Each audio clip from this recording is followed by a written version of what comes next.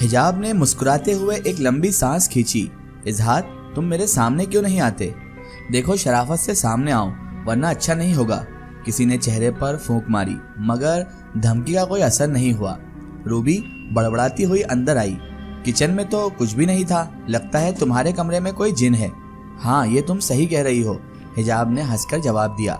शादी में 15 रोज रह गए थे जब हिजाब छुट्टी लेकर घर आई। उसने सबाहत के साथ कुछ छोटे मोटे काम निपटाए।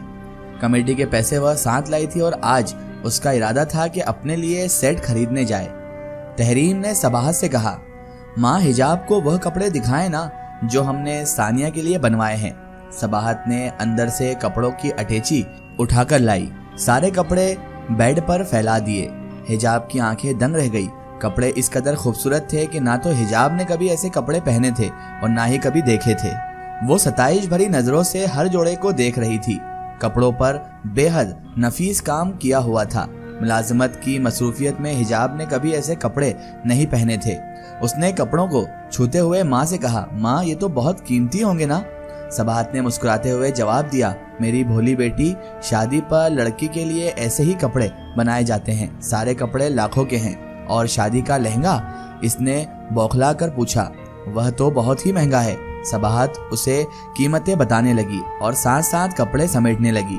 उसने हिजाब की आंखों में कपड़ों के लिए पसंदीदगी देखते ही बोली, हिजाब बेटा, तुम्हें इनमें से जो सेट पसंद है वह ले लो। मैं सानिया के लिए दूसरा ले लूंगी। हिजाब ने खुशी से एक सूट उठाया और देखने लगी। उससे पहले कि वह सूट उठाकर अपने कमरे में ले जाती, सानिया ने कहा, माँ, हिजाब को अब इस कदर शौक कपड़े सूट नहीं करते ना ही हिजाब को आदत है। हिजाब ने मुस्कुराते हुए सूट वापस रखा। माँ, ये कपड़े जिसके लिए आए हैं उसी को नसीब हों। ये कहकर हिजाब अंदर कमरे में चली गई। सबाहत ने गुस्सैली नजरों से सानिया की तरफ देखकर कहा, खबरदार, जो तुमने हिजाब को इसकी उम्र का एहसास दिलाया। वो कोई इतनी भी बूढ़ी नहीं हो गई है, बस कुछ सालों का फर्क है तुम तीनों में। मैं अपनी हिजाब के लिए ऐसा सूट लूंगी कि वह शहजादी लगेगी।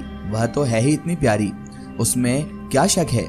बस खुद पर तवज्जो नहीं देती। बस करे माँ, मैं तो बात करके फंस गई। सानिया ने मुंह बसोरा और अपने कमरे में आकर हिजाब खिड़की के पास खड़ी हो गई। उसकी आंखों में आंसू थे। वह जानती थी कि ये सब ठीक नहीं है।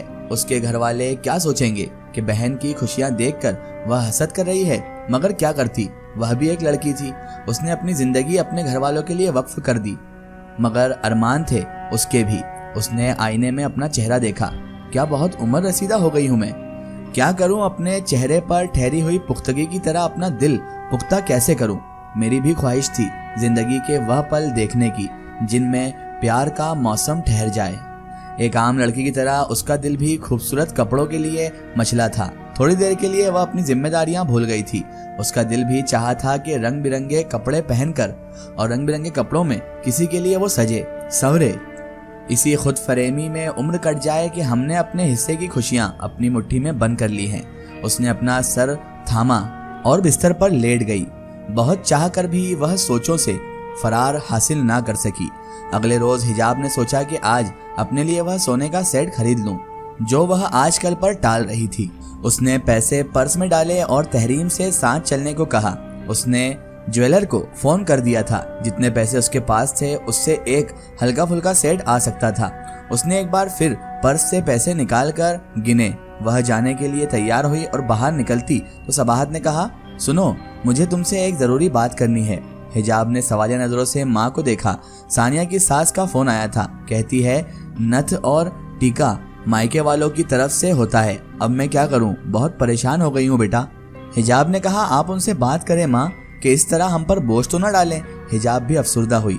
2 बार बात कर चुकी हूँ मगर वो नहीं मानती।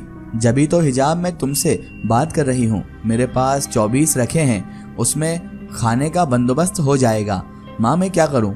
हिजाब ने दुखी दिल से कहा। वह तुमने बताया था ना कि तुमने स्कूल में टीचर्स के साथ कोई कमेटी डाली है। वह कब निकल रही है? तुम कह रही थी कि इस महीने निकल रही है। सबाहत की बात सुनकर हिजाब ने पर्स में बेदिली से उतारकर सोफे पर फेंक दिया। कमेटी निकल आई है, वह पैसे मैं साथ ही लाई हूँ। इतने में तहरीम तैयार होकर आई।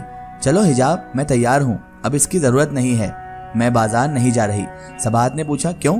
बाजार जाने का प्रोग्राम क्यों बदल गया है? हिजाब ने सारे पैसे निकालकर माँ को दिए। माँ, मुझे कोई और काम याद आ गया, बाजार फिर किसी दिन, हिजाब ने मुस्कुराकर कहा और अपने कमरे में चली गई। 2 रोज बाद हिजाब ने वापसी के लिए पैकिंग की। सबाहत पैकिंग में उसकी मदद करने लगी। घर जैसा सुकून तो नहीं होगा हॉस्टल में। माँ, सुकून तो इंसान के अंदर होता है, अंदर सुकून ना हो तो घर और हॉस्टल कोई मायने नहीं रखता। हिजाब ने उदासी से कहा। परेशान हो? सबाहत ने पूछा। तो उसने कहा, नहीं माँ, मैं तो सिर्फ आपकी बात का जवाब दे रही हूँ। सबाहत ने हिजाब को गले से लगाया और बोली, जब तुम्हारी शादी होगी ना, मैं तुम्हारे सारे चाव ऐसे ही पूरे करूंगी जैसे सानिया के कर रही हूँ। हिजाब मुस्कुराई और सामान समेटने लगी। माँ, मैं सानिया के उपटन से पहले आ जाऊंगी। हिजाब गाड़ी में बैठी तो गुरूबे आफताब का वक्त था। हिजाब ने डूबते सूरज को देखा जो गाड़ी के साथ ही भाग रहा था। फिर उसने आंखें बंद कर ली। थकन उसके पूरे वजूद में फैली गई थी। जिन रिश्तों को हम अपनी जात से ज्यादा प्यार करते हैं वही हमें तकलीफ देते हैं। शायद जब हम खुद को नजरअंदाज करना शुरू करते हैं तो लोग भी हमें नजरअंदाज कर देते हैं। अपने वजूद को अहमियत अपनी नज़र में होनी चाहिए, वरना लोग की नज़र में तो मायने ही बदल जाते हैं और हम लोगों की नज़रों में बेमायना हो जाते हैं। जैसे मैं अपनों के बीच तन्हा रह गई हूँ। सिवाय माँ के मेरा दर्द कोई नहीं समझता और वो भी ना चाहते हुए मेरी जात की नफी कर देती हैं। इन्हीं सोचों में गुम सफर कब कटा खबर ही नहीं हुई। हॉस्टल आकर वह बेहद मसरूफ हो गई। प्रिंसिपल को मालूम था कि वह फिर से छुट्टियों पर जाने वाली है, इसलिए काम का बोझ बढ़ा दिया गया। घर से मुसलसल फोन पर राब्ते में थी। घर में मेहमानों की गहमा गहमी शुरू हो चुकी थी। हिजाब उस तमाम अरसे में इजहाज से बस कुछ लम्हों के लिए ही मिली थी। इजहाज जानता था कि वह बेहद मसरूफ है। स्कूल के कुछ कामों में उसने हिजाब की मदद की थी, मगर ज्यादा बातचीत ना हो सकी। उसकी वजह रूबी भी थी, जो कुछ वक्त के लिए उसके कमरे में शिफ्ट हो गई थी। रात को हिजाब घर जाने के लिए सामान बांधने लगी। रूबी भी उसकी मदद कर रही थी। हिजाब, तुमने अपने लिए किस तरह के जोड़े बनाए हैं? तुमने बताया नहीं। हिजाब ने बोला, तुम्हें क्यों बताती, फिर तो तुम भी मेरी नकल करती। उसने रूबी को छेड़ा।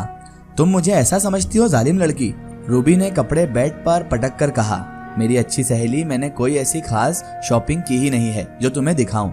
2-3 जोड़े माँ ने बना दिए होंगे, पहन लूंगी। हिजाब की ये बात रूबी को कड़वी लगी। क्या मतलब? हद हो गई हिजाब, थोड़ा सा तो खुद पर भी खर्च कर लिया करो। अपनी पसंद की चीजें लिया करो। ज्वेलरी, मैचिंग जूते, कॉस्मेटिक, ये सब तुम कब खरीदोगी? तुमने तो शादी में तैयार होने की कोई तैयारी ही नहीं की है। सोने का सेट लिया? आखिर में रूबी ने कड़े तेवरों से पूछा। हिजाब ने ठंडी आह भरकर कहा, जो चीज जिसके नसीब में होती है उसको मिल जाती है। सानिया की ज्वेलरी में नथ और टीका नहीं था। माँ को उन चीजों के लिए पैसों की जरूरत थी। सेट वाले पैसे में मैंने माँ को दे दिए थे। रूबी हिजाब की बात सुनकर चुप हो गई।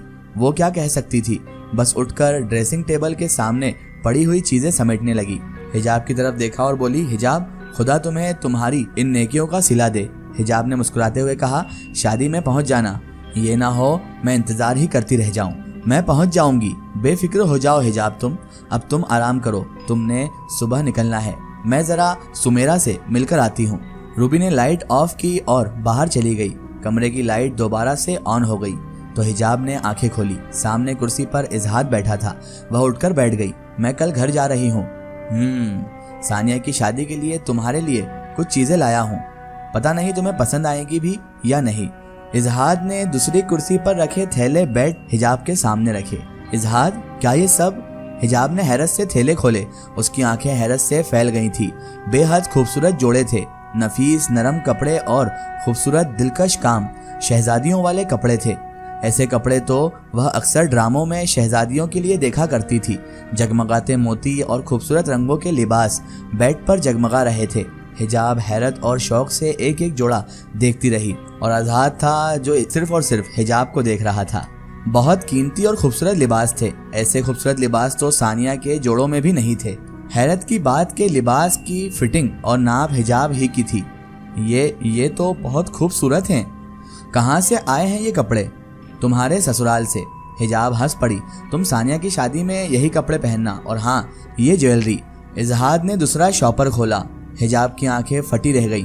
उसे ज्वेलरी की ज्यादा पहचान तो नहीं थी, मगर जो भी उसके सामने पड़ा था उस ज्वेलरी से पूरा कमरा जगमगा रहा था। उसकी आंखों में आंसू आ गए। इजहाद, ये सब बहुत खूबसूरत है, मगर मैं ये नहीं ले सकती, प्लीज। मुझे ये सब बहुत अच्छा लग रहा है, मगर तुम्हें तो पता है मैं सारे पैसे माँ को भेज देती हूँ।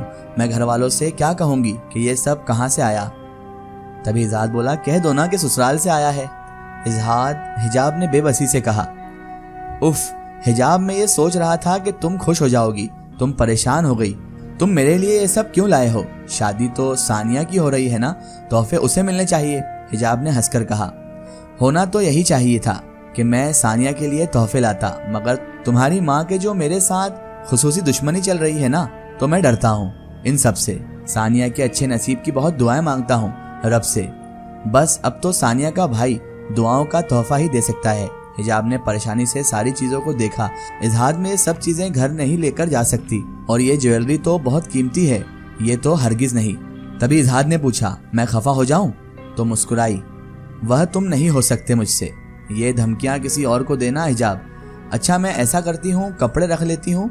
वो बहाना थोड़ा आसान है, मगर ज्वेलरी नहीं, प्लीज इसको तुम अपने पास रख लो। है ये मेरी ही, बस तुम फिलहाल अपने पास रखो, मैं फिर कभी तुमसे ले लूंगी। और तुमने जो झुमके और कंगन दिए थे मैं वह पहन लूंगी। अब सही है? हिजाब इजहाद का दिल भी नहीं तोड़ना चाहती थी और मजबूर भी थी। इजहाद ने मुस्कुराकर कहा, मंजूर है। कंगन से याद आया, तुम वह पहनती क्यों नहीं हो? इजहाद, मैं उससे डरती हूँ, मैं उससे डर गई थी। उस रात कुछ अजीब सा हुआ था। हिजाब ने धीरे से कहा, आइंदा नहीं होगा, पहना करो उसे, शहजादी हो तुम। हिजाब हंसने लगी और कहने लगी, अच्छा सही है। उसके बाद हिजाब देर तक हंसती रही। इजहाद भी जानबूझकर उसे तंग करता रहा और दोनों हंसते रहे।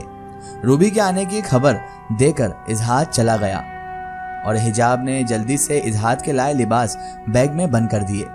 रूबी जब अंदर आई तो हवा में सूंघकर बोली, कितनी प्यारी खुशबू है। हिजाब, तुम्हें महसूस हो रही है?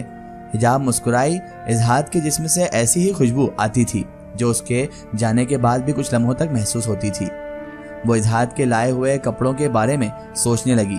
वो उसे बेहद पसंद आए थे। इसका एक स्टोरी हम देखेंगे इसके अगले पार्ट में। दोस्तों, अगर आप भी अपनी जिंदगी की कोई सच्ची कहानी या सच्ची घटना हमारे चैनल से शेयर करवाना चाहते हैं और आप चाहते हैं कि आपकी स्टोरी भी माई स्टोरी बुक चैनल से शेयर हो, तो आप हमें हमारे फेसबुक पेज पर कांटेक्ट कर सकते हैं और अपनी स्टोरी वहां पर हमें बता सकते हैं।